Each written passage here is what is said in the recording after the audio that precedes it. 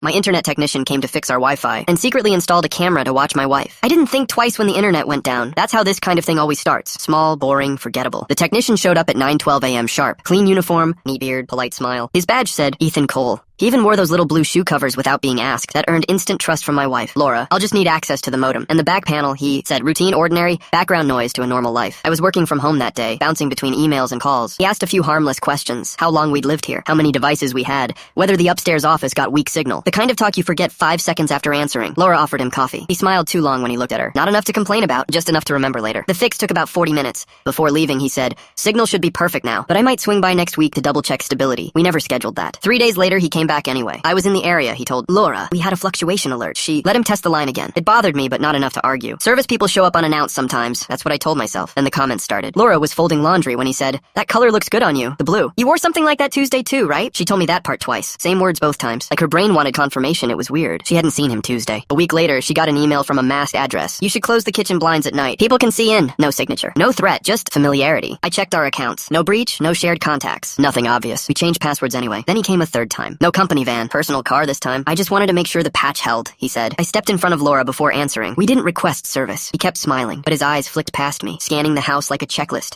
He said wildly. That night I walked the exterior myself. Something caught my eye behind the backyard router box. A pinhole lens no bigger than a pencil tip, tucked into the vent gap. My stomach dropped so fast it hurt. Police confirmed it. Wireless micro camera, live transmitter. Not store-bought basic either. Modified. Laura cried in the shower with the water running so the sound wouldn't carry. The officer asked if we had suspects. I gave them Ethan's name. They checked. No prior record. Contract technician. Clean file. Which apparently means harmless until they're not. Without a direct threat, they couldn't move yet. But one detective said something useful. People like this escalate when they think they're unseen. So I made sure he would feel unseen. Laura posted that we were visiting her sister out of state. Suitcase photos. Highway selfie. Time-stamped. Public. We actually checked into a hotel 10 minutes away. Meanwhile, the house changed. Interior cameras. Silent alarms. Motion alerts. Police channel patched live to my phone. Detective Ruiz parked 2 blocks over in an unmarked SUV. We left the porch light off, mail stacked, curtains open, just enough to sell the lie. Night 3, 10:47 p.m. Motion pinged. Backyard. A figure in a hoodie. Confident. No hesitation. He went straight to the router panel like he'd done it before. Because he had. He disabled the alarm line first, except it wasn't connected anymore. He slipped inside through the service door. I watched from the police van monitor,